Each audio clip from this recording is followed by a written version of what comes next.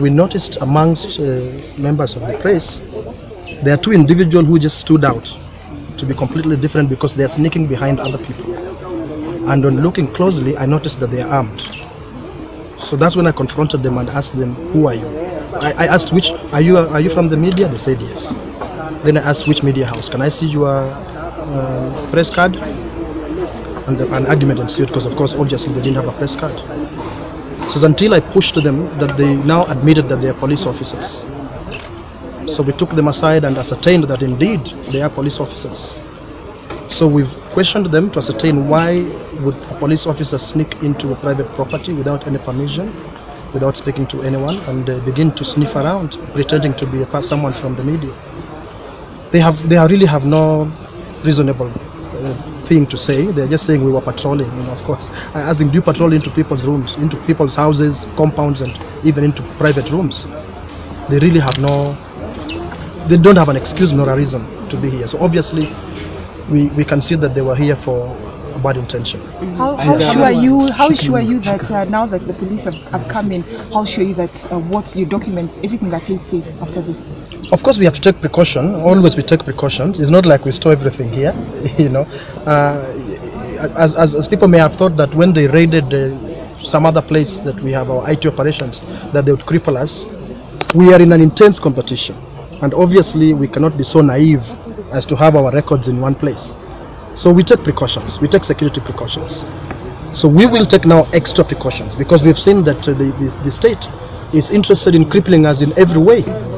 Otherwise, what reason would police officers sneak in and pretend to be journalists just so that they can have access to our operations?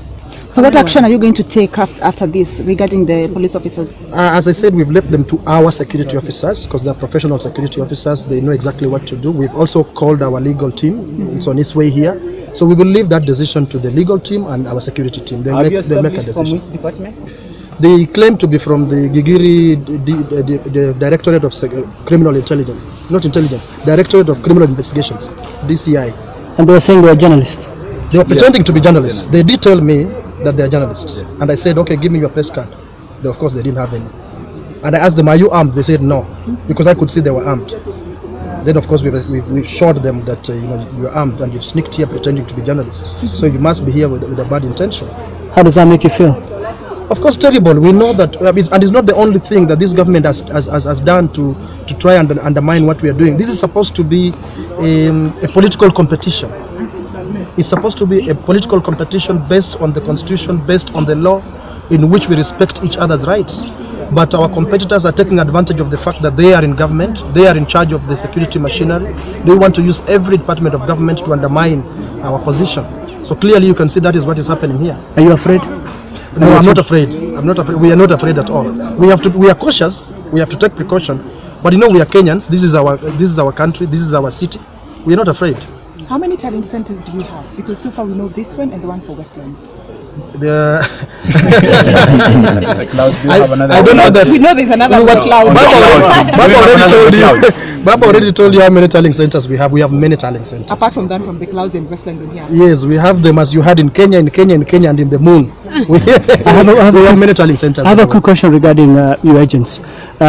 Some of them feel that, you understand, some of them have been hiding, or they feel that they're being threatened or monitored. Can you brief us on that? That I can say without fear of contradiction, because I chair the board that is responsible for agents. We have had to put many of our agents under protection because there are people following them, trying to ambush them to take hold of the forms that they've collected from the polling stations and from the constituency tallying centers. We have several of our county coordinators, that is chief agent at county level, in hiding. We had to evacuate them from their counties because they are being followed by people we believe are police officers.